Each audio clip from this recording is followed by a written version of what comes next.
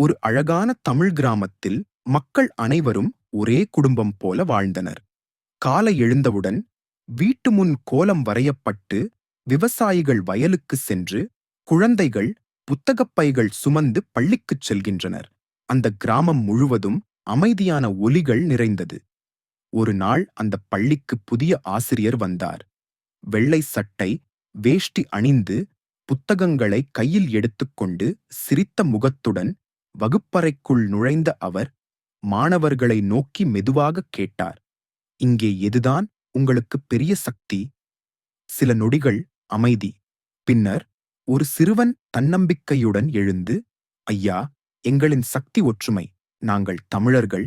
நாம் தனித்தனியாக பேசினாலும் எங்களின் இதயம் ஒன்றுதான் என்று சொன்னான். அந்த நொடியில் அந்த வகுப்பறை முழுவதும் தமிழ் சமூகத்தின் உண்மையான பெருமை ஒலித்தது. ஒற்றுமை, அன்பு மற்றும் மரபு